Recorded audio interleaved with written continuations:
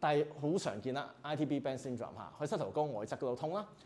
Patellofemoral pain syndrome 就係膝頭哥前面痛啦嚇。plantar fasciitis 足底筋膜炎啦嚇，足底筋膜炎啦嚇，通常呢個medial 啲即係呢內側呢啲痛啦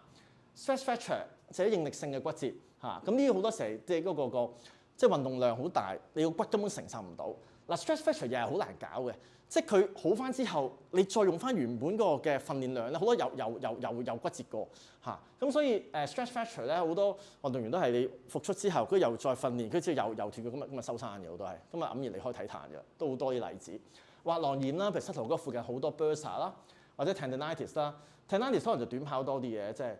即係呢啲 Achilles tendinitis 啊或者 patellar tendinitis，呢啲可能就短跑會多過長跑嚇。咁所以咧跑步咧其實都可以有即係幾多嘅即係有機會出現嘅風險嘅。嗱不過唔好誤會啦，我唔係話 against 跑步啦，即係我睇法好簡單啫。任何嘅運動都有好處唔好處，我就係幫大家分析嘅啫。只不過有啲人如果有 fat feet 又或者即係有啲早期嘅膝頭哥退化性關節炎特徵，咁嗰啲就即係唔係咁適合跑步咁解咯。或者好肥人啊，如果跑步可能唔好跑斜路啦，因為好肥又跑斜路，其實都即係幾傷個膝頭哥嘅嚇。好啦，今日講下足底筋膜炎嘅運動治療啦嚇。嗱咁咧就足底筋膜炎因為好常見啦，因為香港人勁中意跑步啦，香港人又勁多 fat fit 啦嚇，香港人都係勁中意行路啦嚇，咁即係如果佢成日揼到大力啊等等，即係都會或者如果肥亦都會增加即係足底筋膜炎嘅機會啦嚇。嗱通常咧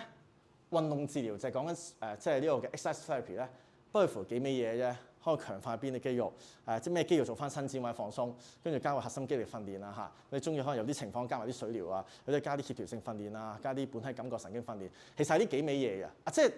他日大家遇到人哋問你一個病嚇一個骨骼關節嘅問題，問你有啲咩 exercise therapy 運動治療，咁你用呢個維度去諗啦。strengthen 咩 muscle 即係強化咩 muscle， 要 stretch 即係伸展咩 muscle， 放鬆咩 muscle， 跟住加頭先嗰啲嘢啦，有啲可能即係 depend on situation， 可能 core muscle training、hydrotherapy 啊、proprioceptive training、balance training 啊、functional training， 通常係咁樣就作答就得㗎。如果大家係考喺大學嘅試下，好啦，咁足底筋膜炎咧就得意嘅喎，個小腿咧 calf 啦，有腓腸肌同比目魚肌啦，你又要 stretch 又要 strengthen佢，即係兩者唔一定對立㗎嚇，有啲嘅